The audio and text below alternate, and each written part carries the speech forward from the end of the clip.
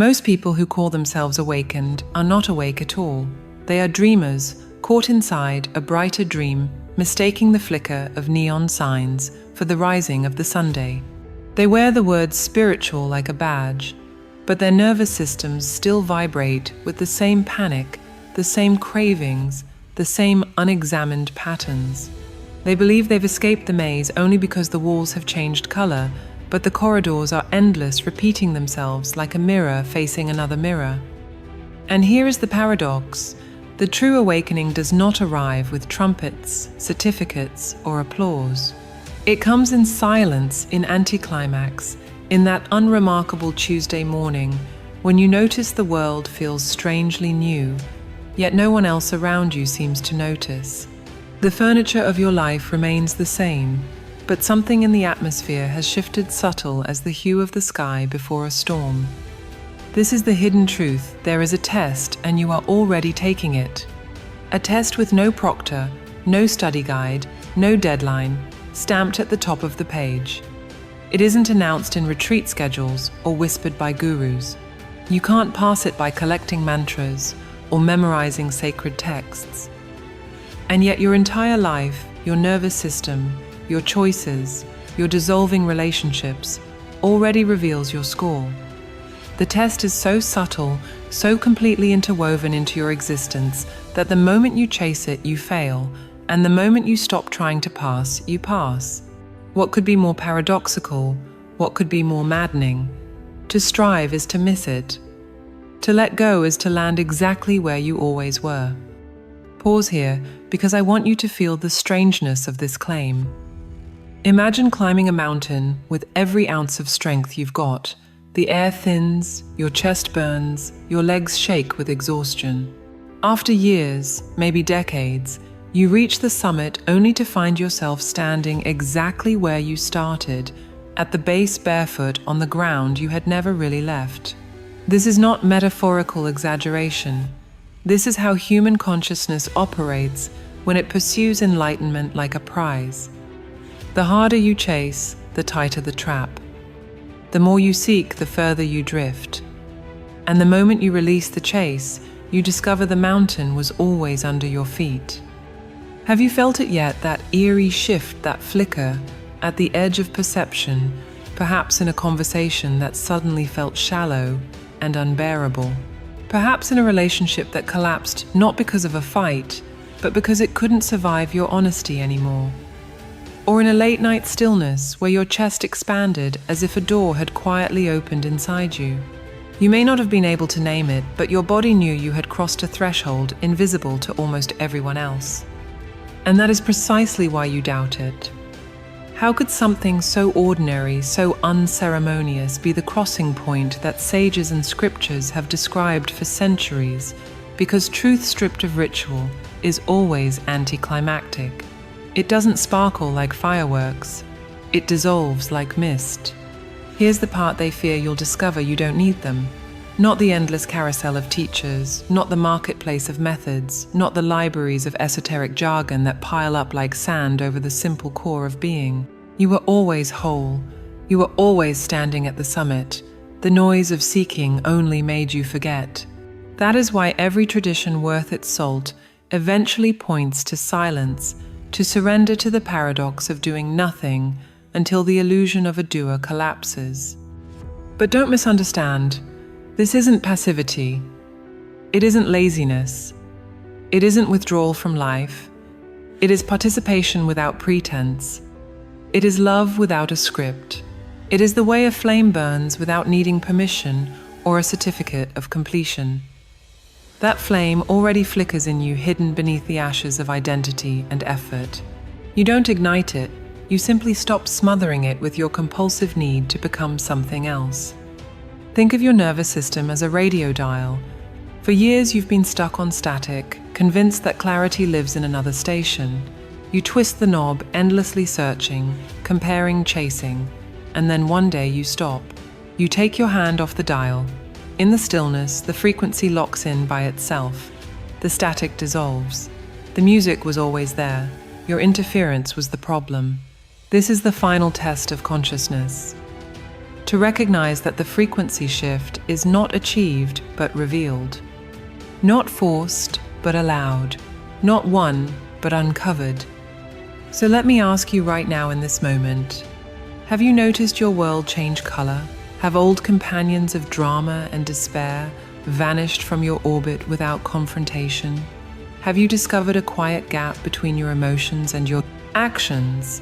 A pause where you suddenly realize you have a choice? If so, then you are already living in higher dimensions, whether or not you dare to admit it. This video is not here to hand you techniques like toys, not here to add more layers of noise to your already overloaded journey. It is here to strip away, to subtract, to reveal what was waiting beneath.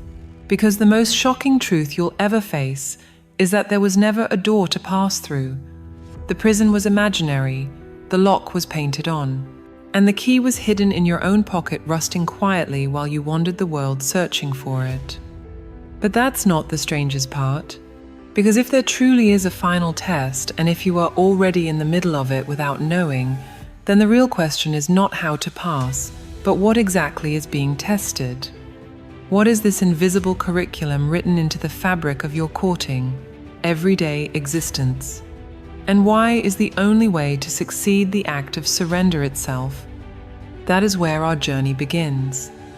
You've probably felt it already, that gnawing suspicion that life as it's presented to you is incomplete, that the maps handed down by religion, science, and culture all leave something crucial unspoken. Religion insists that salvation lies outside you in rituals, doctrines, or distant heavens. Science tells you reality is a collection of measurable particles, blind forces, churning in random sequences, and that meaning is just an illusion created by neurons. And the so-called spiritual marketplace offers endless products, guided apps, digital gurus' retreats, sold like vacations teachers, promising awakening for the right price. Each of these systems fights for authority, but none can answer the silent question echoing at the back of your mind.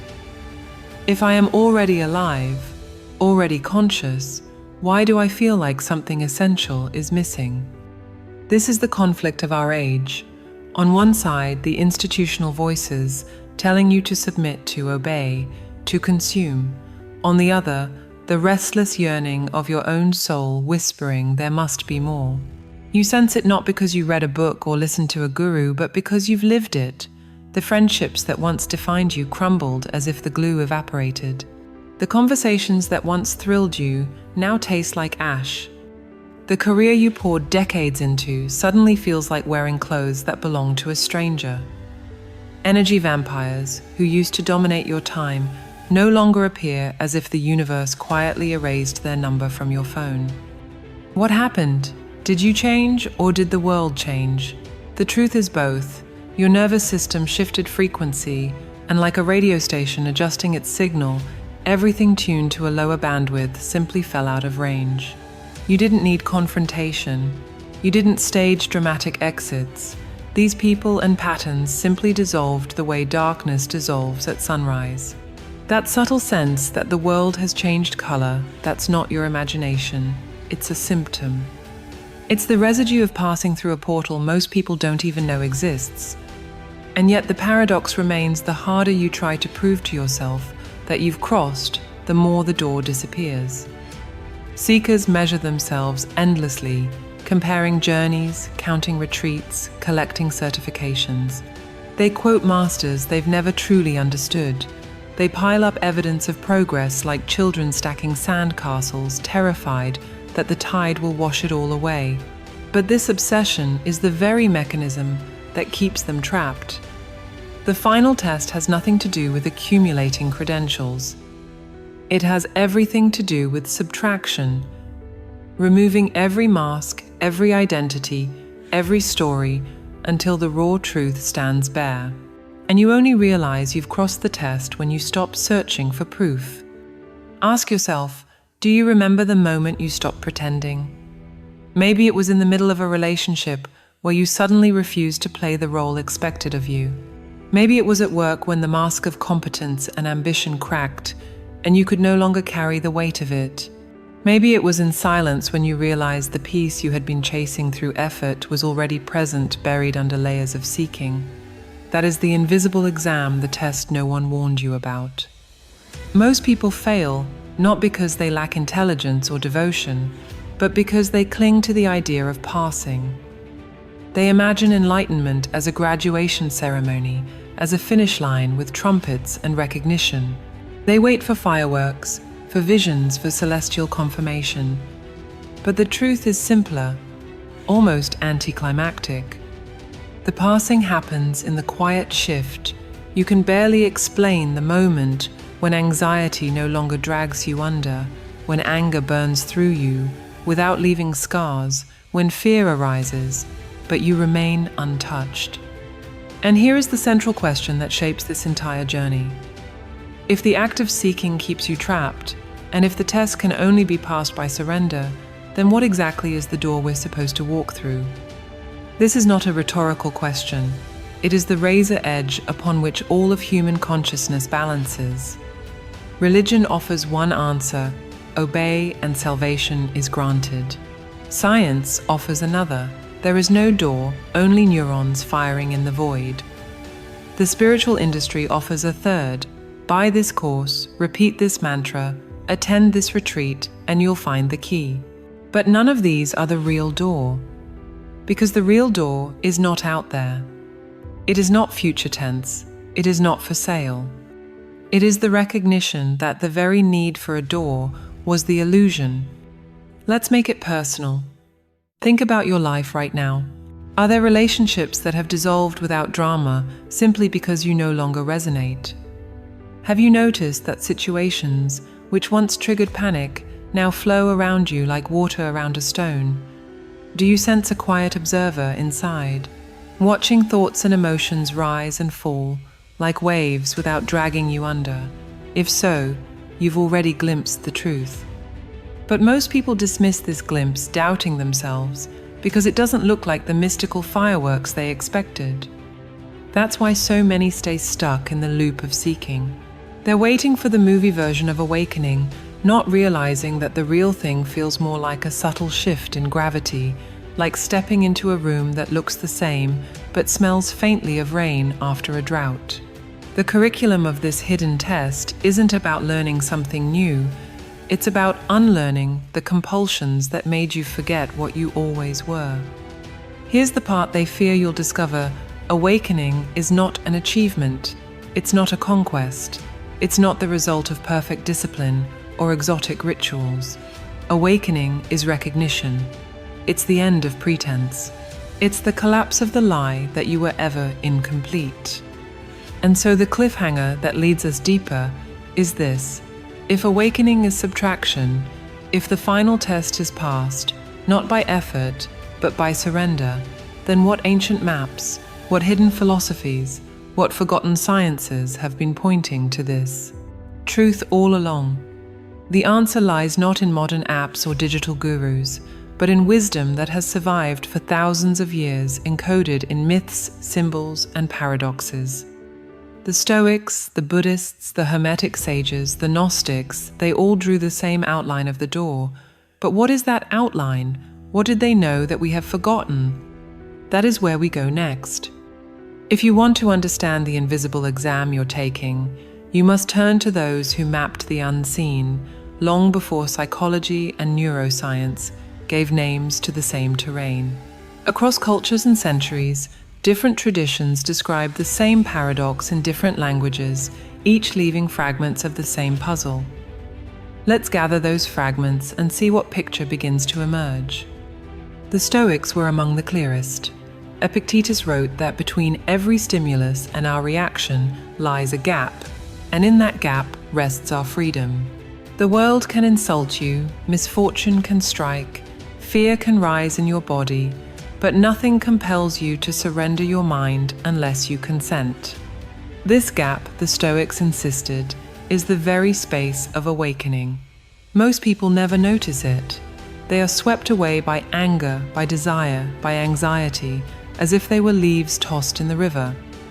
But the awakened one discovers the river does not drag him.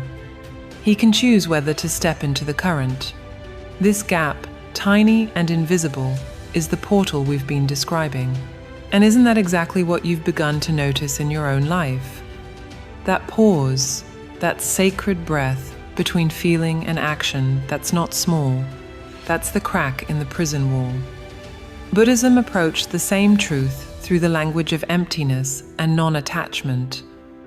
The Buddha taught that suffering comes from clinging to roles, to identities, to desires, to aversions. And liberation is not achieved by piling up new accomplishments, but by letting go.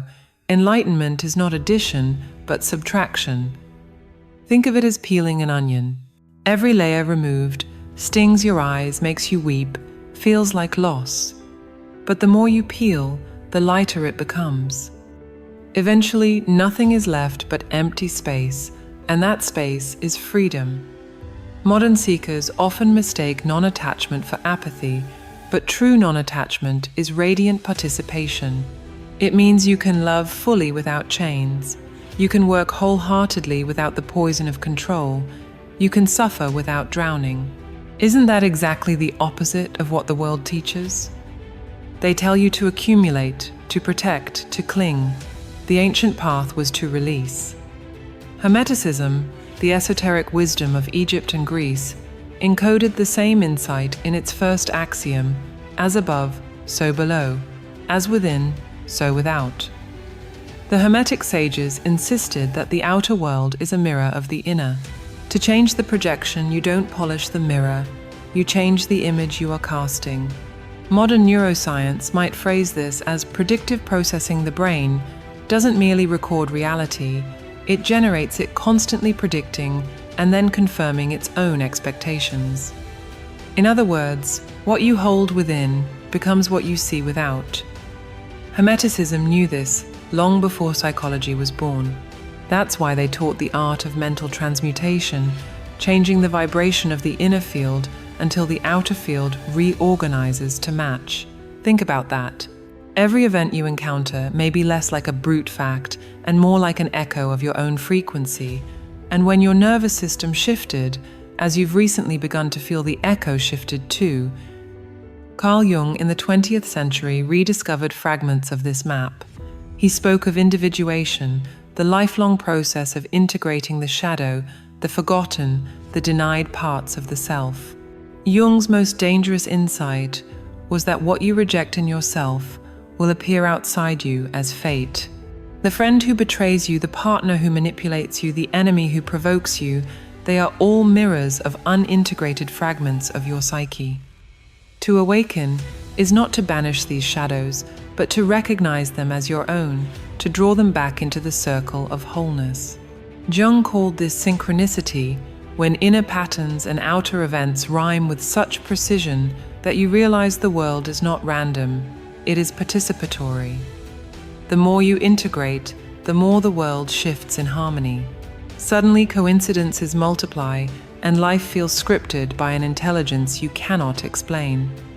Isn't that what you've begun to notice?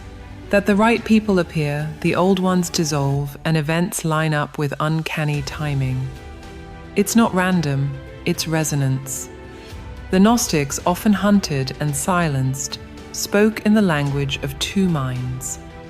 They said the ordinary mind, bound by senses, sees only fragments of time past, present, future. But the higher mind, what they called the Christ mind, perceives all at once. To the ordinary mind, the future is unreal. To the higher mind, all futures coexist, like pages already printed, and attention chooses which page you read. Doesn't that echo Neville Goddard's teaching of four-dimensional thinking? The idea that the future is not fixed, but every possible future already exists, and your assumption decides which you enter. The Gnostics warned if you cling to the lower mind, you will remain in the prison of appearances. But if you awaken, the higher vision time itself bends around you. And then there is the paradox at the heart of all traditions. The final test cannot be passed by striving. You pass when you abandon the very need to pass. Every teacher has whispered this in some form. The Taoists called it wu-wei, effortless action. The Buddhists called it cessation. The Stoics called it ascent. The Hermetics called it alignment. Jung called it individuation.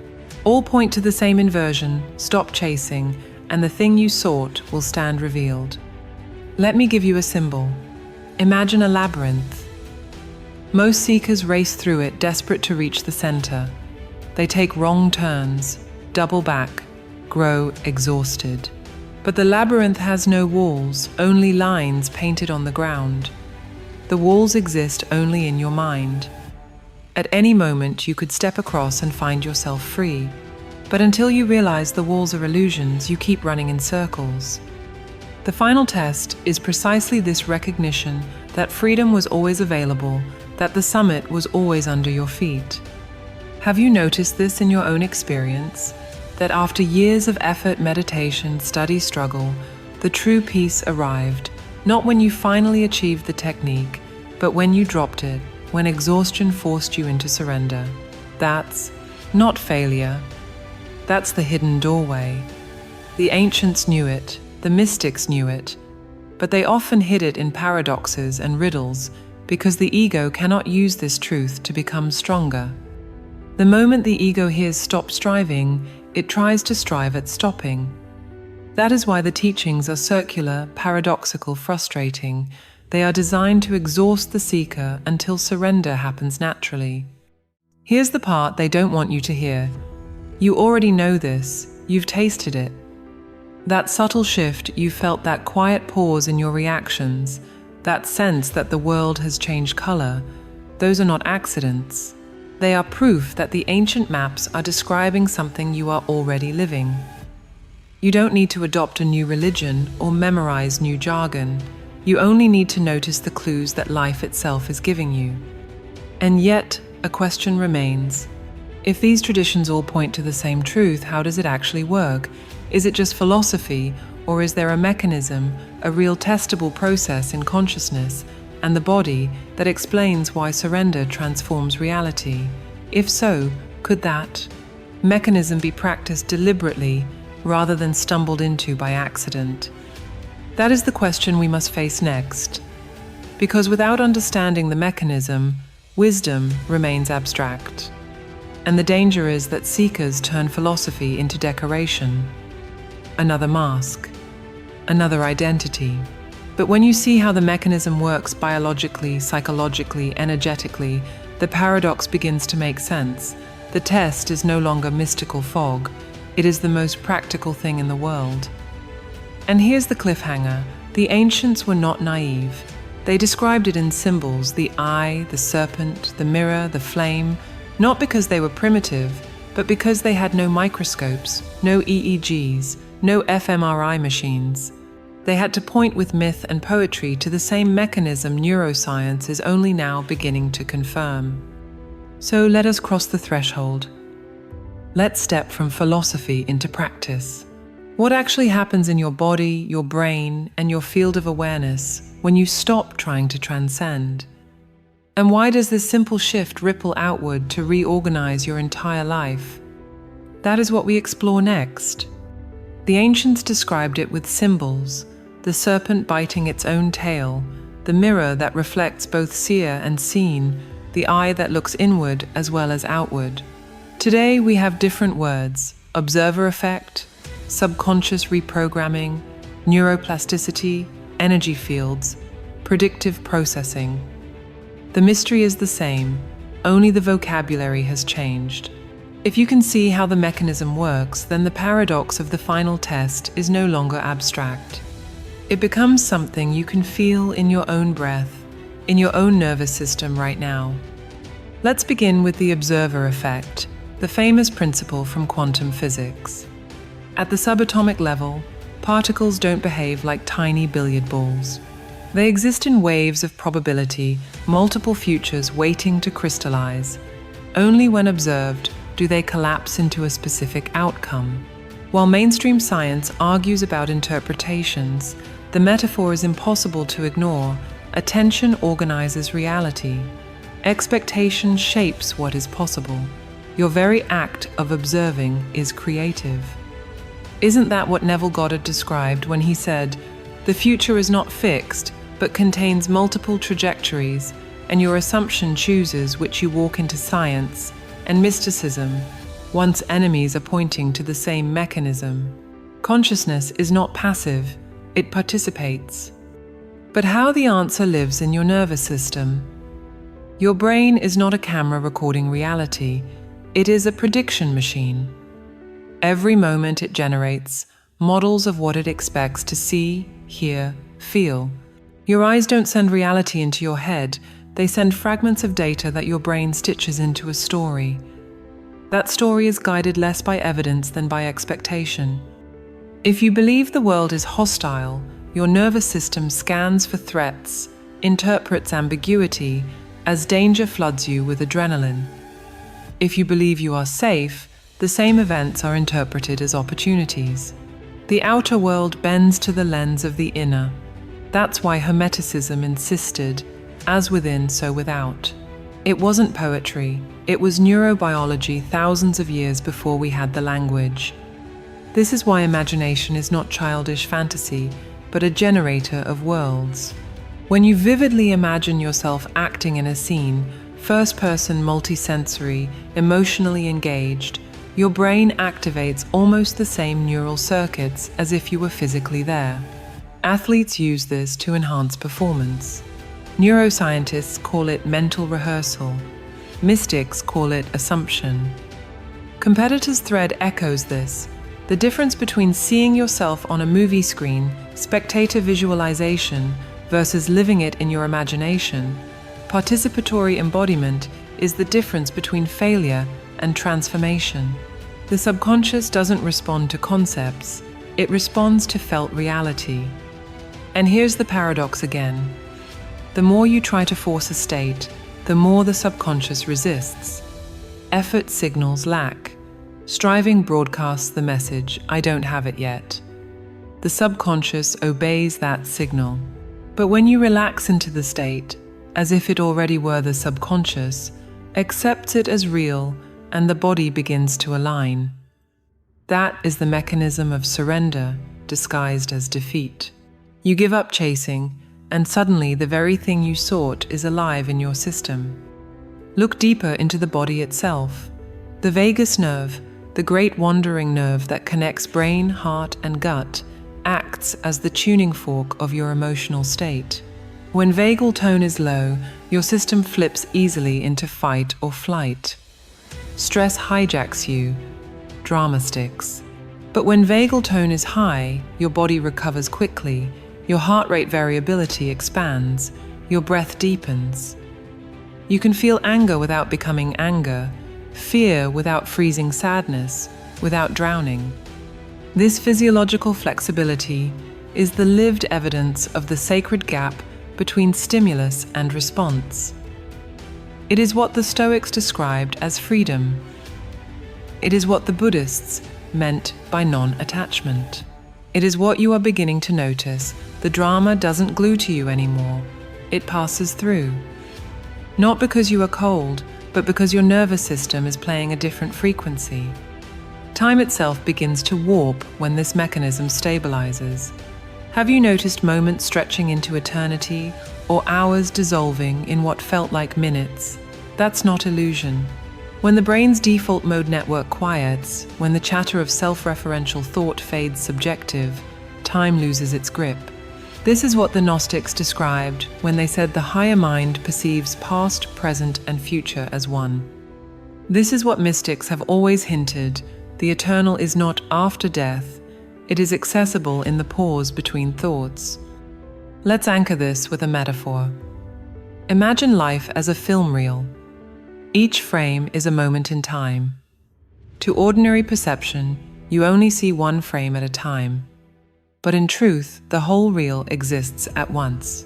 Your consciousness flips through the frames, sequentially creating the illusion of flow. When you touch the higher perception, you glimpse the reel itself. You see possibilities not yet played. You realize that the future is not written in stone, it is a deck of cards waiting to be drawn. This is the four-dimensional thinking Neville described, and it mirrors modern physics' view that time is a dimension, not a line. Now let's return to the competitor's line. You transcend when you stop trying to transcend. Biologically, this makes sense. When you chase enlightenment with desperation, your sympathetic nervous system interprets it as threat. You flood with cortisol. Your prefrontal cortex shuts down. Creativity, empathy, insight collapse. But when you surrender, the parasympathetic system activates. You slip into flow. Alpha and theta brainwaves rise. You stop grasping, and suddenly the very clarity you sought becomes available. It's not mystical reward, it's nervous system mechanics. So here's the shocking truth. Awakening is not an abstract philosophy. It is not a mystical prize. It is a shift in the way your body, brain, and attention organize reality. The test is happening every moment. Every time you react automatically, the old prison holds. Every time you notice the pause, the observer, the gap you've passed, even if just for a breath.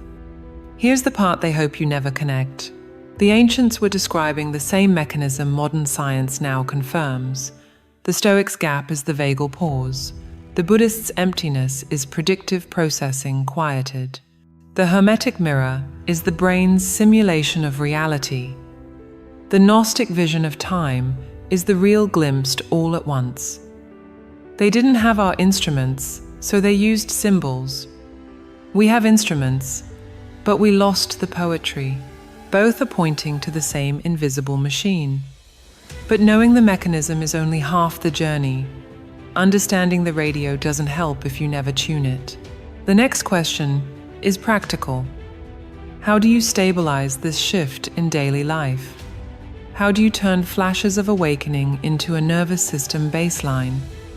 How do you live the truth that you've already glimpsed? Because without practice, insight fades. Without ritual, the old habits reassert themselves. And this is where seekers fall into another trap, collecting knowledge, but never embodying it. They understand the mechanism intellectually, but still live as prisoners emotionally. So we must ask, what daily practices, what rituals, what simple protocols actually anchor this transformation in your nervous system, your mind, your relationships? That is where we go next. And it's not complicated. In fact, the simplicity is what makes most seekers overlook it. They want fireworks, techniques, exotic disciplines, but the real protocols are humble: how you breathe in the morning, how you pause in the afternoon, how you release at night. They are the rituals hidden in plain sight. And that's what we'll uncover now. Understanding the mechanism is not enough. A map is useless if you never walk the terrain. The mistake of countless seekers is they collect concepts, quote, philosophies, but their nervous system remains unchanged. Awakening becomes a mental hobby rather than a lived reality. If the final test of consciousness happens in ordinary life, in the pause between your triggers, in the subtle choices of your nervous system, then the only way to stabilize it is through practice. Not the kind of practice that adds more noise, but practices of subtraction designed to strip away everything that hides the truth already here. Let's begin with the morning. How you wake sets the frequency of your entire day. Most people roll out of bed and into chaos, checking their phone, drowning in messages, bombarded by noise before their nervous system has even stabilized. But you can choose a different doorway. The first ritual is what I call the stillness scan. Before touching any device, sit or lie still. Close your eyes. Breathe slowly into your belly. Scan from the crown of your head down to your toes, not judging, not fixing, simply noticing. This is how you meet yourself before the world meets you. It trains your awareness to find the observer gap before you encounter any triggers. Even 3 minutes of stillness scan expands the space in your nervous system, reminding you that you are the one who notices, not the storm itself. Then comes identity subtraction. Each morning, most people unconsciously dress themselves in psychological costumes: the achiever, the parent, the rebel, the victim. But awakening means shedding masks. So before the day begins, whisper to yourself, "Today I release the role of choose one, the perfect employee, the spiritual seeker, the hero. Let it go for just one day." Imagine placing it on a hanger and leaving it in the closet. You don't need it. Watch how light you feel without carrying that mask. This is not fantasy. It's training your subconscious to loosen the grip of false identities. Now the heart of the morning assumption practice. Neville Goddard described it, and modern neuroscience confirms it. Close your eyes and vividly imagine a scene that would naturally follow the realization of your deepest desire. Don't picture it like a movie on a screen. Live it. Hear the sounds, feel the textures, notice the emotions in your body. If your desire is peace, imagine yourself calmly responding to a situation that used to trigger you. If it's abundance, imagine paying a bill with gratitude and ease. The key is to feel it as now, not future, because the subconscious only accepts the present tense.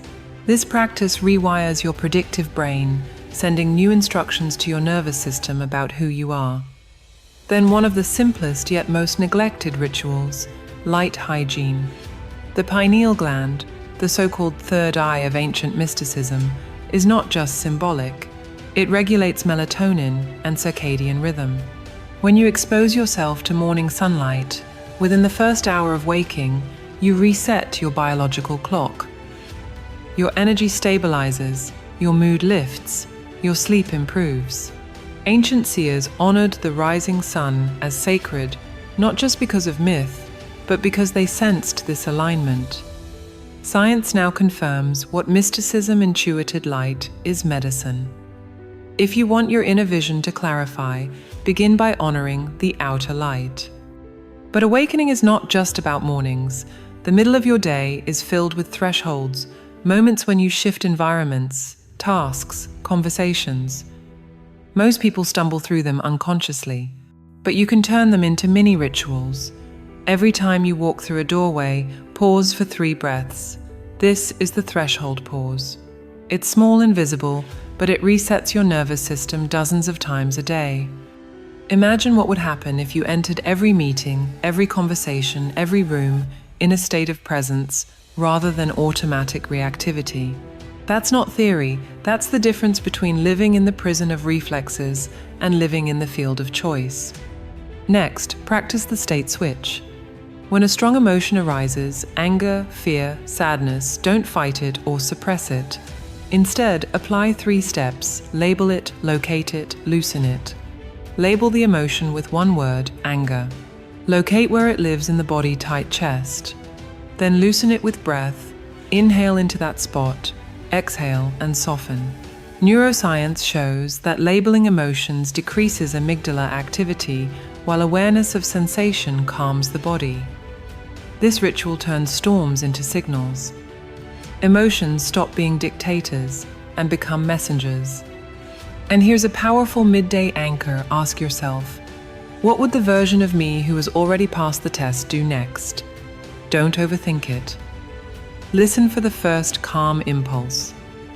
Act on it within 90 seconds. This collapses the gap between vision and embodiment.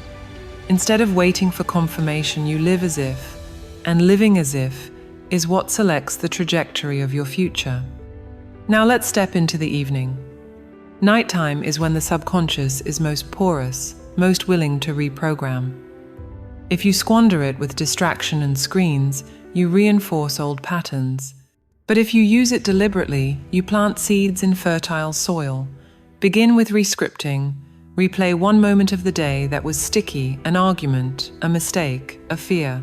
Close your eyes and relive it, but this time imagine responding with calm love or clarity. Feel it fully. Neuroscience shows this rewires memory by reconsolidating it with new emotional tags. You literally rewrite your past, which rewrites your future. Then comes gratitude with teeth. Most people do gratitude superficially, listing pleasant things, but the deeper practice is to choose 3 difficulties of the day and find the gift inside each. The traffic jam that forced you to slow down, the criticism that revealed a blind spot, the fatigue that reminded you to rest. This transforms adversity into teacher. It turns the so-called curse into curriculum. Finally, practice dream seeding. As you lie in bed, choose one simple image or scene that represents your awakened state. Imagine it vividly for a few breaths, then surrender it. Don't chase, don't force. Release it into the night. Your subconscious will carry it into the dreamscape. Ancient mystics called this incubation. Modern science calls it targeted memory reactivation. Either way, it works. There's one more ritual to mention, especially for relationships, boundary as field. Many seekers waste energy visualizing protective bubbles, shields against negative people. But true protection is not resistance, it's clarity. State clearly what you allow, what you don't, and enforce it calmly. Compassion does not mean tolerance of harm. Boundaries are not walls. They are the edges of authentic presence. When your frequency shifts, drama, addicts, and energy vampires often fall away naturally. For those who remain, clarity plus consequence does the work of 1,000 visualized shields. Do these practices sound too simple? That's why most seekers overlook them. They chase fireworks and overlook firewood. But the truth is, this awakening is stabilized, not in grand ceremonies, but in micro moments. In the way you breathe before answering the phone. In the way you pause at a doorway. In the way you release a roll each morning. These tiny rituals carve grooves in your nervous system until presence becomes your default. Here's the part. They fear you'll discover you don't need monasteries, exotic retreats, or expensive teachers. The laboratory is your kitchen, your office, your commute. The rituals are simple, invisible, and free, and yet they have the power to rearrange your entire frequency because they target the only place awakening ever happens, this moment, in this body, in this breath. But here's the warning. Without caution, even these rituals can become traps. You can turn them into trophies, identities, addictions. You can cling to the method and miss the message. Which is why, before we close, we must confront the common misconceptions, the false beliefs, the pitfalls that keep seekers circling the labyrinth. And that is where we go next. Before we can close this journey, we must confront the shadows that stalk every seeker. These are the traps so subtle they feel like progress, the masks so convincing they appear as truth. If the final test of consciousness is already underway, then the greatest danger is not failure, but misdirection. It is mistaking the cage for freedom, mistaking the costume for the self, mistaking the counterfeit for the real. Let's strip away these illusions one by one. The first and most dangerous trap is spiritual materialism. You know this one, the transformation into the enlightened person. The ego, cunning as ever, cannot stand to lose its throne. So when the old identities crumble, the achiever, the partner, the professional, it builds a new one. I am awakened. I am a light worker. I am enlightened. Suddenly, awakening becomes another mask, another role to perform, another identity to defend. This is why so many teachers fall into scandals, why so many communities implode. The final test has no certificate, no badge, no hierarchy. The moment you say, I am awakened, you are trapped again. The truest presence does not need to announce itself. It's simply island. The second trap is escapism, disguised as spirituality. Many confuse peace with numbness, non-attachment with withdrawal. They avoid their responsibilities, neglect their bodies, ignore their families, convincing themselves they are beyond this world. But awakening is not escape. It is full inhabitation of multiple dimensions at once. Yes, you glimpse eternity, but you still pay the bills. Yes, you taste timelessness, but you still cook breakfast.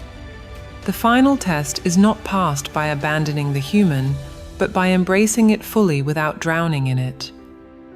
If your spirituality disconnects you from compassion, embodiment, or responsibility, it is not awakening, it is dissociation. The third trap is the visualization illusion. Competitors' Thread pointed this out. Watching yourself on a mental movie screen is not the same as embodying the state. Many seekers spend years in endless visualization, always watching, never living. They imagine abundance, but still feel lack. They picture peace, but still vibrate with anxiety. Why? Because the subconscious does not respond to movies. It responds to felt experience. If you are only observing yourself, you are still outside the door. Awakening requires embodiment, stepping into the scene, feeling it, breathing it, living it. The difference seems small, but it is the difference between theory and transformation. The fourth trap is toxic positivity. This is the insistence on light at the expense of shadow, on smiles at the expense of truth. It says don't feel anger, don't feel grief, don't feel fear. It paints awakening as endless bliss, eternal sunshine. But the truth is different. Awakening expands your capacity to feel everything. Anger, sadness, fear still arise, but you no longer drown in them. You contain them without being consumed. Suppressing shadow is not awakening, it is repression. And what is repressed will eventually erupt. True peace is not the absence of storms. It is the ability to stand in the storm without losing your center. The fifth trap is guru shopping and technique addiction. Modern seekers often jump from teacher to teacher, method to method, workshop to workshop. Each new practice feels like progress, but it is often just distraction. Every guru, every course, every retreat promises the next level. And so seekers become collectors, amassing techniques the way others collect possessions. But the paradox remains, every addition moves you further from the truth. Real transformation operates through subtraction. If your bookshelf grows heavier, while your heart grows no lighter, you are not awakening, you are shopping. The door is not found by running to new teachers. It is found by sitting still, noticing the silence between thoughts, and surrendering the need to arrive anywhere else. The sixth trap is timeline anxiety. Seekers often torture themselves with urgency. I should be further by now. Why am I not enlightened yet? Why hasn't my life transformed? They imagine awakening as a deadline, a project to complete. But time does not govern this test. Remember the film reel metaphor, all futures already exist. Awakening is not about speeding up. It is about stepping sideways into the dimension where peace already island impatience is just another mask of the ego. The truth cannot be rushed. It arrives precisely when striving collapses. If you are still measuring your progress on a timeline, you are reinforcing the very illusion you are trying to dissolve. And perhaps the most seductive trap of all making awakening into conquest, the ego whispers, if I pass the test, I will be superior, I will have power, I will be untouchable. But the final test inverts this logic. Awakening is not the acquisition of power, but the dissolution of the need for it. It is not domination, but surrender. It is not being more than others, but being no longer separate from them. The awakened one does not rise above humanity. He becomes fully human for the first time. Here's the part. They fear you'll discover the traps are not mistakes. They are part of the curriculum. Every false identity, every failed technique, every disappointment is designed to exhaust the ego until surrender becomes inevitable. The labyrinth's walls exist only to show you that they are painted lines. You had to run into them to realize they were never solid. The test uses your illusions to dismantle themselves. That is why your failures matter. That is why your disappointments are holy. So let me ask you directly, are you clinging to a new identity of being awakened? Are you escaping life under the guise of spirituality? Are you addicted to techniques? Are you measuring your progress on a timeline? If so, don't despair. You are still on the path, but recognize the traps for what they are: mirages. They vanish the moment you stop chasing. This brings us to the final paradox. If the test cannot be passed by effort, and if traps are inevitable, then how do you know when you've crossed? How do you recognize that you have already passed? The answer is not found in fireworks, visions, or public recognition. It is found in the quiet reorganization of your life. The drama dissolves, the vampires disappear, the pause appears between stimulus and response. The same world looks the same, but you inhabit it differently. You know because you live it, not because anyone confirms it. And here is the cliffhanger that leads us to our closing. If the test is self-declared, if awakening is not about trophies or timelines, then what does it mean to live after the test? How does life unfold when you stop trying to transcend and begin to inhabit your humanity fully? What is the climactic revelation that transforms not only your perception, but your very presence in the world? That is where we go next.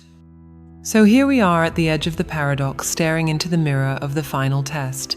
And the question is no longer how to pass. The question is, what does life look like after the exam is over? The answer may surprise you. It doesn't look like sitting on mountaintops wrapped in saffron robes. It doesn't look like eternal bliss where nothing ever disturbs you. It doesn't look like fireworks in the sky or angels singing in your ear. It looks like breakfast. It looks like walking to work. It looks like paying bills and having conversations, except with a presence so radical that the ordinary becomes sacred. When the masks fall, when the seeking dissolves, life itself, raw, unpolished, unfiltered, becomes the altar. You discover that you don't need to add anything to yourself. You don't need to be spiritual or enlightened. You only need to be here, awake in this moment, present in this breath, aware of the observer within you who never changes, who never needed improvement, who has always been quietly watching behind the noise. That is the naked truth. That is the summit beneath your feet. And here is the revelation that changes everything. The world doesn't transform. When you pass the test, you transform, and the world follows. The chaos outside doesn't vanish. The wars, the politics, the arguments, the heartbreak, they continue. But your relationship with them is utterly different. Problems no longer appear as walls, but as puzzles, as invitations, as disguises for growth. Challenges no longer crush you, they sculpt you. Pain no longer defines you, it refines you. You contain the full range of human experience: anger, sadness, fear, joy, without being destroyed by any of them. You become, as the Stoics taught, the rock in the river. The water flows around you, but you remain unmoved. This is not apathy. It is not detachment. It is participation without pretense. It is living fully human, yet anchored in a dimension that cannot be touched by storms. You can laugh without clinging to joy. You can cry without drowning in sorrow. You can love without chains. You can lose without collapsing. That space between you and your experiences, that sacred gap, is the true kingdom the ancients spoke of. It is not after death, not in the clouds, not in distant heavens. It is here. It has always been here. And now you inhabit it consciously. And with this comes a new kind of service. Not the service of preaching or teaching, but the service of presence. Your mere existence becomes a transmission. When you enter a room, something changes. People feel calmer, lighter, clearer, not because you gave them techniques, but because you carry no static. You are a walking reminder that peace is possible, that love is possible, that clarity is possible. Your life becomes the sermon without words. Do not underestimate this. A smile given with presence can alter someone's entire day. A calm response in a chaotic meeting can shift the course of events. A moment of compassion to a stranger can ripple farther than you will ever know. This is what it means to live after the test, not to escape the world, but to sanctify it by your presence. And now let me ask you directly, what if you have already passed? What if the signs are already in your life? The relationships that dissolved, the pauses between triggers, the quiet observer that appeared. What if you've been waiting for confirmation from outside, when the only confirmation that matters is within? You do not need a guru to declare it. You do not need a certificate to prove it. You do not need anyone's permission. The final test is self-validated. And the paradox is this: the moment you stop needing validation, you already know. Here's the part they never say: passing the test doesn't end the work. But the work is different now. It is not the frantic effort to fix yourself.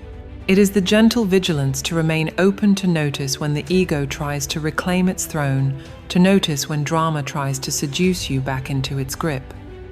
The vigilance is not tense. It is relaxed, like a surfer reading the waves. You don't fight the ocean, you ride it. You don't conquer the self, you dissolve into it. You don't transcend humanity, you embrace it so fully that even your flaws become part of the sacred dance. And so we return to the symbols: the eye, the mirror, the serpent, the flame. The eye that turns inward and sees itself. The mirror that reveals the seer and the seen as one. The serpent that devours its own tail, symbolizing completion. The flame that burns without permission, simply because that is its nature. These are not abstract metaphors. They are the blueprint of your own consciousness, the living architecture of the exam you are already passing. So what remains? Only this: to live. To live so authentically that others cannot help but question their own illusions.